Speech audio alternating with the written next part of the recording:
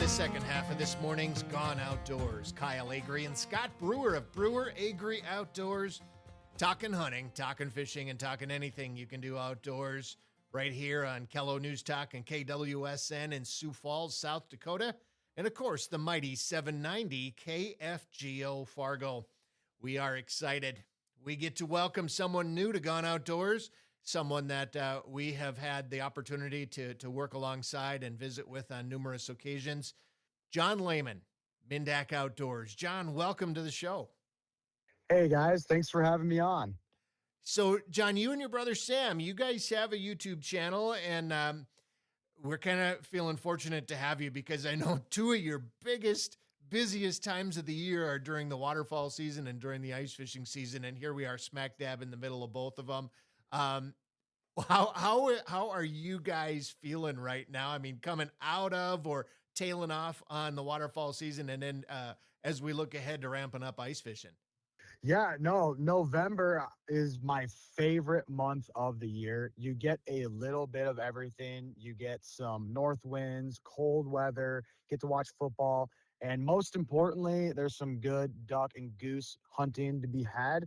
And who knows, even later in the month, you may even be walking on some ice. So it's definitely a great time. We are wrapping up our season. Stuff is starting to lock up. Snow's finally here. And I'm going to hunt as long as I can or as long as these birds are around. But, I mean, soon enough, we'll definitely be walking on some ice, doing some early crappie or bluegill or some type of fishing. Hey, Jon, let's talk a little bit about locations here. What is the difference in the locations once a pond start freezing up? Yeah, so late season, typically everything becomes a whole different ball game. Your potholes and small ponds that were once holding birds in September and October, they're starting to freeze up. So now we start to look over at big water, whether that's a lake, a river system, a reservoir, something of that sort that's keeping water open and birds are using. That's what we kind of start to look forward to now. And it seems like everything becomes less spread out because there's less water. And once you find birds, it's going to be a lot more than what you would typically find early season or even mid-season. So it's kind of a feast or famine type scenario, right? You either find them and they're in big numbers, or you're still looking. Yeah, that's pretty much it. I'll be honest though, when you do find them, it is breathtaking and unreal. It kind of seems like something you'd see in National Geographic or something of that sort. I love it.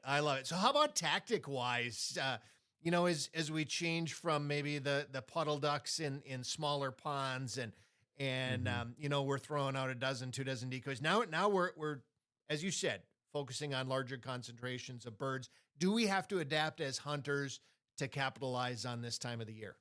Yeah, so I mean, first I'll start off with it's going to be definitely colder out. So you're going to be dressing warmer and you're going to be having, warmer things at your disposal because it's not October and September anymore.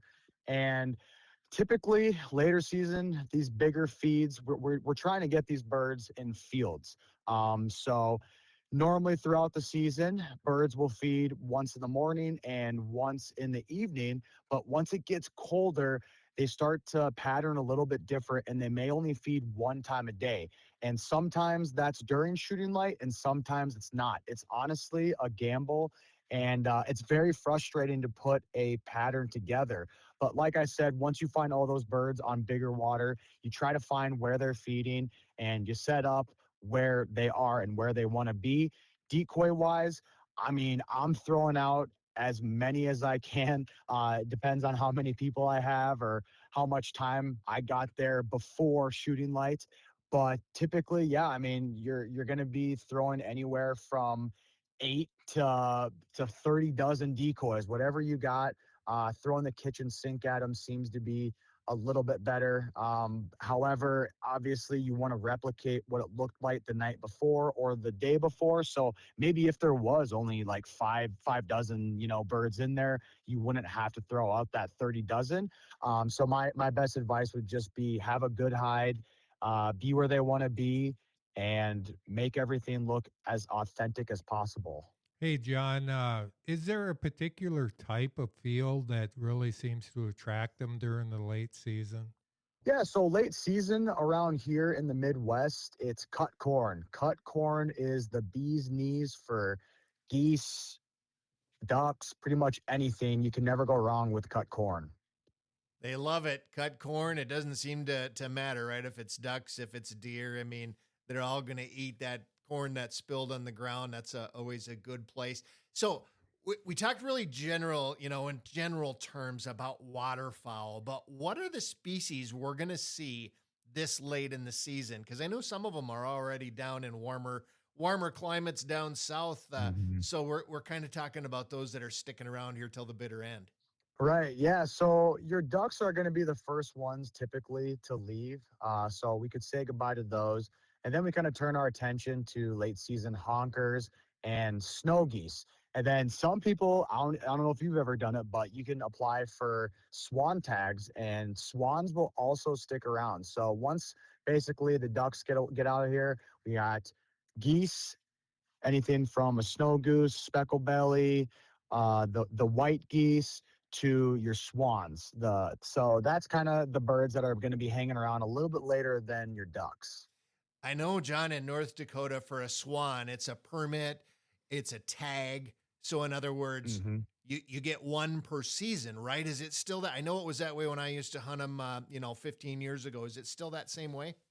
Yeah, yeah, it definitely is. I believe I have personally never applied for a tag, but my brother has, and we were lucky enough to harvest one a couple of years ago, and that was a super cool experience. So we're talking about the tundra swan, right? This is the tundra swan that you do see quite frequently across North Dakota. Yes, sir. Yep, yep. Got to be a tundra swan. Say, John, we talked a little bit about the spread that you're going to use when you're out here late Hmm. season. Are you using mainly just full body decoys, or are you using others too? Right. So I like to tell people use what you got, use what you can afford. Personally, I do like the full body decoys. I feel like they look more realistic. Yes, it may take a little bit more time to set out and pick up, but I think they look really good and birds seem to be very comfortable with them. So I'll put in that extra time to set out the full bodies. I just think birds finish a lot closer, and it seems like throughout the year they see a lot of different types of spreads, right? But if you can get out as many full bodies as you can this late in the season when they're a little bit more educated, it seems to help out a little bit. All right, John, we've got just over a minute to go here in this segment. Last question I have for you is about shot selection, just in terms of ammunition. Do you have recommendations Mhm. as you maybe aren't chasing as small of a bird anymore as you were back in September and early October? What are you going to recommend for shot? Right. So I actually switched to something new, first of its kind, and it's never been on the market before. Bosch Shot came out with a all copper shot. I personally shoot a 20 gauge, but they make copper shot now for pretty much every gauge that you could ever think of. But what I use is 20 gauge, 3 inch. It's a 3 and 5 shot mix. So it's kind of like a mixed load, but all copper, like I said. First of its kind, it's awesome. I mean, this thing hits really hard, and it's definitely my favorite load to be using this time of year. That is awesome. John, I so appreciate you coming on and spending some time with us, sharing a little expertise. Where can our listeners find you and your brother on YouTube? Yeah, my brother and I have a YouTube channel called MinDak Outdoors. We post anything outdoors, hunting, fishing, camping, you name it. If it has, like I said, anything to do with outdoors, we're going to be filming it. I love it. Folks, I'd recommend go checking them out. These guys are great. And we certainly appreciate you spending some time with us this morning, John. Thank you. Absolutely. Thanks for having me on, guys. Folks, don't go away. We're not done yet. We're going to take a quick break now and be back with more Gone Outdoors. Looking for somewhere to get all your fishing information in one place? OnX Fish Midwest has something for you. Search for new fishing areas with filtering features such as species, abundance, trophy potential, lake survey info, regulations, and area insights are just a click away. Getting to your target lake has never been easier with access points and public land ownership clearly marked on OnX Fish. Mark and customize waypoints and weather for your exact location. Use code BA Outdoors to get 20% off OnX Fish Midwest at onxmaps.com.